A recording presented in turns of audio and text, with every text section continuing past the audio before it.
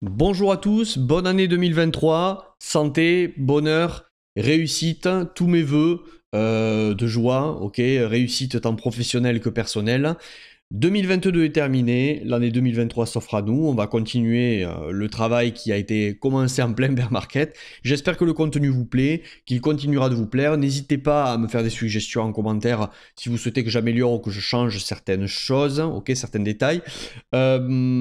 Mettez le pouce, le like qui aide vraiment au référencement de cette vidéo et au développement de la chaîne. Je pense que je vous ai à peu près tout dit. Rejoignez le canal Telegram si ça peut vous intéresser. Et puis on va y aller dans cette vidéo. On va étudier, on va faire un point de départ, hein, Bitcoin, Ether, pour commencer tranquille cette nouvelle année, d'accord? Donc j'ai pris la charte de Bitstamp maintenant. J'utilise, je veux pas tout mélanger parce que je fais aussi du trading à côté, swing trading, intra-week, intra-day. Du coup, pour l'investissement, j'ai pris Bitstamp. Donc des fois, par rapport à Binance, il y a des niveaux de prix, des zones qui sont pas exactement pareilles. Il y a des zones sur Bitstamp où on a méché au ras, et il y a des zones où Binance où on a été dans la zone, d'accord? Mais ça se joue, tous les exchanges sont pas synchronisés en termes de prix, hein, surtout lorsque on est sur des prix à plusieurs dizaines de milliers, ok? Alors, Bitstamp sera ma charte d'investissement. Sur le Bitcoin, donc là on a vécu un bear market. Pour les nouveaux, c'est vrai que je ne l'ai pas répété là assez souvent ces derniers temps, trop souvent plutôt. On prend le bottom qui est pour moi le bottom investisseur long terme. Le bottom investisseur long terme, maintenant il est ici. Hein, pour moi c'est mars 2020. Si on commence à remettre en question ce bottom là, on va vraiment remettre en question l'avenir de Bitcoin purement graphique sur le long terme, d'accord? Pas macro, pas fonda, hein, je ne parle pas de ça. Alors, pour les investisseurs, sachez que tout ce qui passe sous Fibonacci, sous le ratio 786 de Fibonacci, d'accord, ce sont des excellents prix pour investir dans le Bitcoin, d'accord, en termes de risque-récompense. Donc tout ce qui est dans la zone jaune, qui est sous les 17 792 sur Bitstamp, est excellent sur le long terme. Je ne vais pas te refaire tout l'historique, mais allez, je refais ça rapidement. Depuis tout ce qui est repassé historiquement, d'accord, sous le 786 c'est ici, c'était ces prix-là. Hop, où est-ce que j'ai le dessin? Voilà, là on était sous le 786. Ensuite, si on prenait du coup ce bottom, tac, on venait à l'autre et on prenait le bottom défendu. Voilà, tout ce qui est passé sous le 786 ici, d'accord, c'était le bottom. Ensuite, ça ne veut pas dire que ça le sera, mais ça veut dire que tu as plus de chances que ça le soit maintenant, d'accord? Ici, on va prendre ici et ici par exemple. Tac. À cet endroit, là, on est revenu où? Oui, même sous le 886 avec le crash de mars 2020. Si tu l'avais acheté, tu as acheté un bottom à nouveau. Et donc ici, bah, c'est ce que j'ai tracé, je vois pas pourquoi je le fais en doublon. Bottom, top, on enlève le log. Tout ce qui est ici, potentiellement, est un excellent prix pour de l'investissement et pour du DCA. D'accord? Le problème, c'est que sois patient, parce que c'est là que moi, avec le DCA, j'ai un peu de mal, à part sur BTC Ether. Le DCA, on ne sait pas combien de temps on va y rester. Peut-être qu'on va un peu monter, on va revenir là-dedans, peut-être qu'on va un peu enfoncer. Et tu peux avoir, avec le DCA, du cash immobilisé très longtemps qui fait rien, voire qui est négatif, léger, positif. Et les gens ont tendance à craquer, en fait. Voilà. Ça, et moi, j'aime pas ça. Je préfère quand, pour mon swing trading et mon investissement de cycle, hein, ok, je préfère vraiment attendre un signal comme celui-ci ici, chiffre de structure, pour rentrer et surfer un bull market, d'accord? J'aime pas, moi, avoir du cash qui dort dans un actif qui potentiellement, c'est risqué parce que si un jour il ne se relève jamais, je ne dis pas que le Bitcoin va jamais se relever, mais si un jour cet actif ne se relève jamais, ben, tu as immobilisé du cash que tu aurais pu faire travailler ailleurs et c'est ça que moi j'aime pas trop dans le DCA. Donc en weekly, on est d'accord, on a longuement consolidé entre juin 2022 et début novembre 2022, l'affaire FTX, on a cassé cette consolidation à la baisse. On pouvait s'attendre, au vu du FUD, au vu de la macro, au vu de toutes les news négatives, à une cassure, retest, continuation baissière dans cette dimension long terme. Pour l'instant, on n'y est pas. Ça ne veut pas dire qu'on ne va pas y aller. Ça veut dire que pour l'instant, ce qu'on peut constater froidement avec ce que nous donne le prix, c'est que le fait est qu'on n'y va pas pour l'instant. On stagne en dessous de cette trading range, ok, cette tiers, et on est en train de créer de la liquidité. Qu'est-ce qu'on fait? On crée de la liquidité pour capturer et continuer, ou est-ce qu'on crée de la liquidité justement pour retourner le marché? Donc on va voir, c'est ce qu'on va voir. Donc on va analyser maintenant un peu plus court terme le prix, court terme, daily, H4 pour les investisseurs, pour voir qu'est-ce qui est en train de se passer, et on s'était d'ailleurs quitté fin 2022 avec ça. Donc on va y aller. Ok. Donc, quelles sont les infos importantes à prendre en compte ici? Les infos importantes à prendre en compte ici, c'est que on a cassé en daily. En daily, on avait repris une dynamique haussière ici, ok?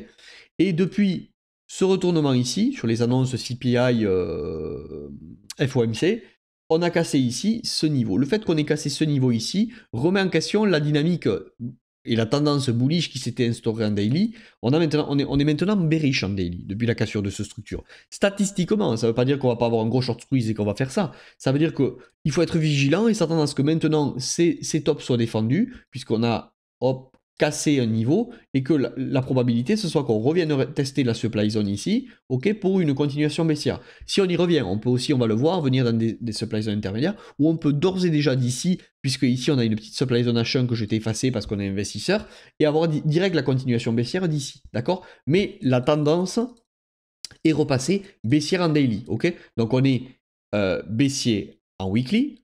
On peut dire qu'on est haussier à monthly trimestriel. Allez, monthly, il y en a qui diront baissier, mais long terme, on est haussier. Moyen terme, on est baissier. Court terme, avec le daily, pour un investisseur, on était repassé haussier. Donc, on pouvait s'attendre à un retracement daily d'un mouvement, d'une tendance baissière au weekly. Et pourquoi pas aller retourner une tendance. Mais ça a été avorté ici. C'est ça que je veux dire. Et ça, tout ce que je viens de te parler ici, ça s'appelle la fractalité du marché. D'accord? C'est toutes les unités de temps qui s'entremêlent les unes dans les autres et qui ne sont pas toutes corrélées les unes aux autres. D'accord? Un mouvement H1 est des fois un retracement haussier d'un mouvement baissier H4. D'accord? C'est un peu compliqué à comprendre ces concepts. Hein. Je ne vais pas trop vous emmêler avec ça ici pour le moment. Alors, donc on est repassé baissier en daily, mais en H4, ce que l'on a eu ici, ok, donc baissier en daily, on prend ce niveau. Ce que l'on a eu ici, et on s'était laissé sur ça la dernière fois, en H4, pouvait laisser présager un retracement justement H4 dans ces supply zones pour s'attendre à une continuation baissière. Et donc là, c'est dans quelle supply zone? Est-ce qu'on va dans celle-ci, qui est une supply zone H4?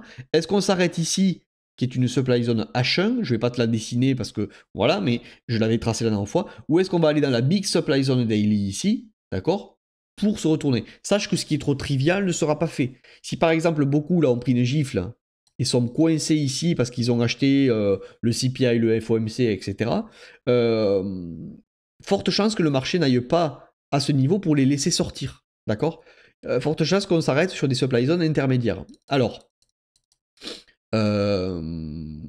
et l'objectif, tant que j'y suis, depuis qu'on a cassé ce niveau, et certes peut-être oui là de retracer en H4, mais pour venir maintenant s'attaquer à ce niveau qui au passage nous replongerait dans une dimension daily que l'on a qui est vraiment antérieure, hein, qui n'a jamais été sur Bitstamp retouchée, où elle a été effleurée ici, d'accord, et qui nous donnerait potentiellement une jolie schématique d'accumulation sous la trading range que l'on a cassé. D'accord? C'est-à-dire qu'on pourrait avoir quelque chose du style, tac, tac, tac, on vient dessus, on bloque tout le monde, on prend la liquidité de ce niveau, et on y va, ok? Et si besoin, hop, on remettra un spring pour vraiment y aller, d'accord? On verra ce que cela nous, on verra ce qui se passe, entre guillemets. Mais ce que je veux te dire par là, c'est que c'est pas très très grave qu'on n'y aille pas d'un coup. Je préfère qu'on consolide très longtemps en dessous et qu'on voit vraiment une schématique où on prend la liquidité, on prend la liquidité pour se retrouver peut-être au printemps avec, ou peut-être avant, hein, avec un gros short squeeze au bout d'un moment. D'accord? C'est comme ça qu'il faudrait que ça se construise. Donc, ici maintenant, en H4. Donc en H4, ici, on va y passer. Ok, donc ça, c'est une dimension de daily. Ça, c'était la supply zone daily. C'est les deux grosses bornes daily entre lesquelles on est. D'accord? Et là, en H4, je t'ai tracé les zones intermédiaires. Alors, ici, tu vois, on a une supply zone H4 qui est juste avant la supply zone daily. Ici, je te l'avais tracé la dernière fois. Allez, je te la remets pour te montrer vite fait. Je t'avais tracé la supply zone H1. Tu vois, la dernière fois. Elle serait rouge normalement. Donc, on était venu, hop, on a shift la structure, rejeter la supply zone H1, on y revient, rejeter de nouveau, et là on est en train en H1, c'était quand ça? C'était le 30 décembre. Le 30 décembre en H1, là on a remontré quelque chose de pas mal, cet endroit, d'accord? Si on passait en H1, on a réagi là, dans la dimension H1. D'accord? Bon, je vais pas rentrer trop petit, puisque encore une fois on est investisseur. Ce qu'il faut retenir ici, c'est que pour l'instant, on passe pas ce niveau. Ok, on a à nouveau une supply zone H4, puisque oui, là on a un H4 qui s'est créé ici. Donc je vais dégager la H1 de ce niveau. Ok, et elle, on va la mettre en rouge. Supply H4. Ok.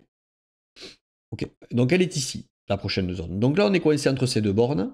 Ok. Attention, là, on a un pump aujourd'hui. Là, on a un pump assez sympa depuis ce matin ou depuis dans la nuit. Là, ouais, le 1er janvier, 9h. Alors, on a vraiment cassé voilà, dans la nuit, là, entre 1h et 5h du matin. D'accord. On est le 2 janvier aujourd'hui. Hein, ouais, c'est ça. On est le lundi 2 janvier. On est entre ces deux bornes. Attention, c'est peut-être d'ores et déjà ici que l'on va être rejeté. D'accord. Première supply zone, H4 que l'on va trouver. Après avoir été rejeté dans celle-ci, avec cette mèche, hop, on est venu à nouveau dans la supply, repoussé, ok, mais on rebondit dans cette demand H1 ici.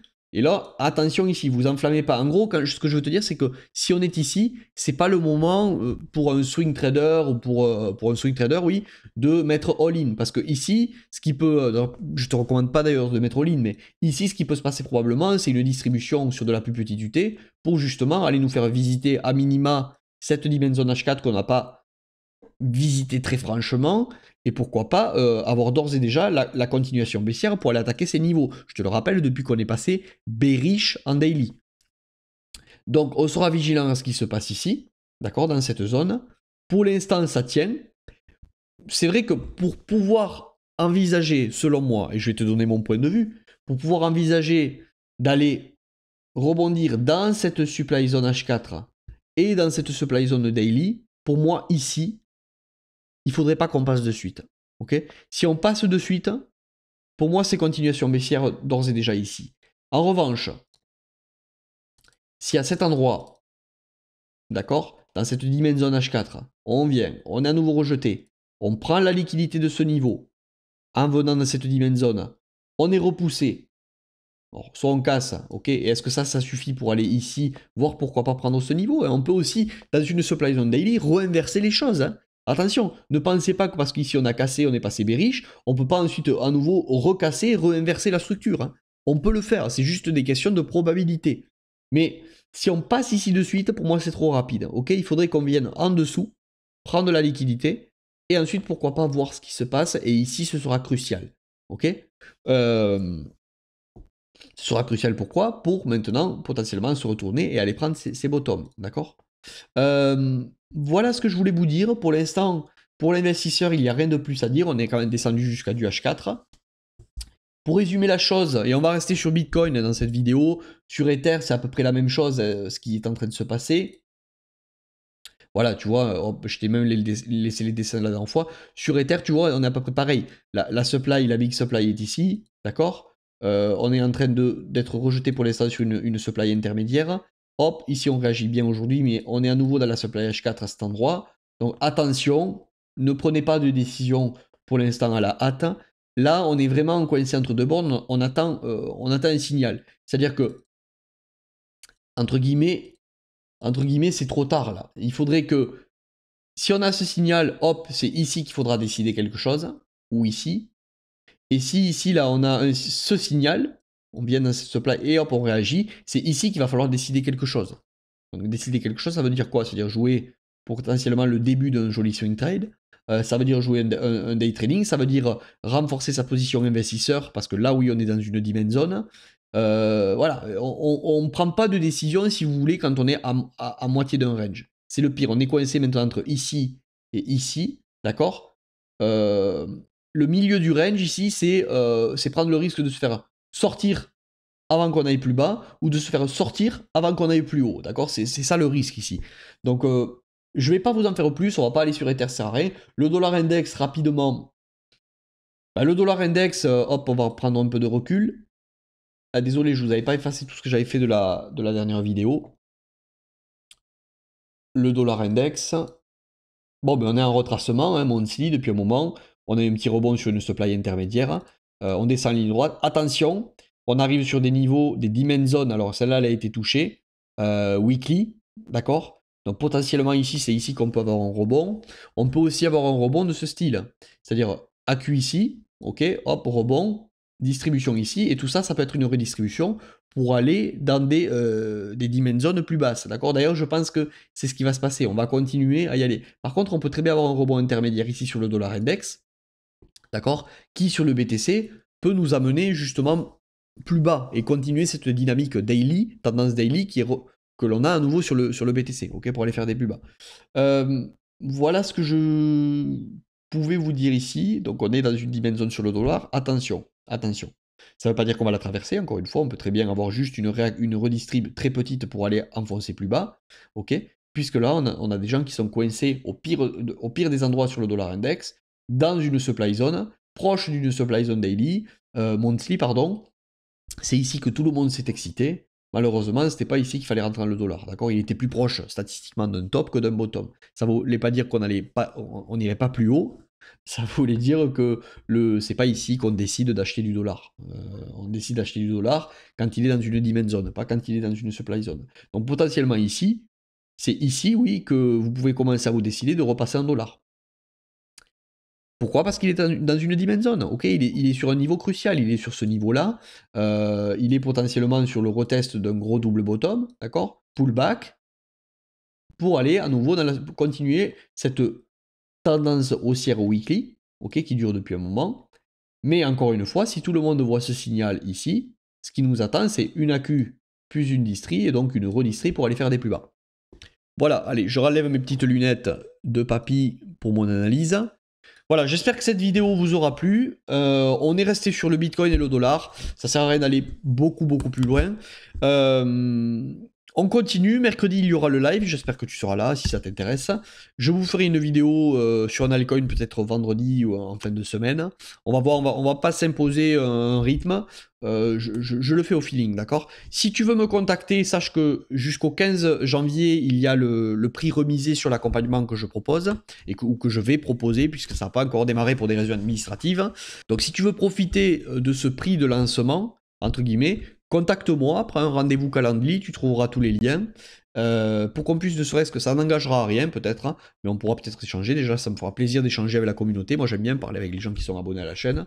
Je pourrais peut-être te donner quelques tips sur ta stratégie. Et si tu veux aller plus loin, on ira plus loin. Si tu veux pas aller plus loin, on va pas plus loin. Chacun fait ce qu'il veut, ok? Allez, c'était Benjamin Crypto Liberté. Je vous souhaite une bonne semaine, une bonne journée. Et encore une fois, une bonne année 2023. Santé, bonheur, réussite. C'était Benjamin. À la semaine prochaine. À la prochaine vidéo. Ciao!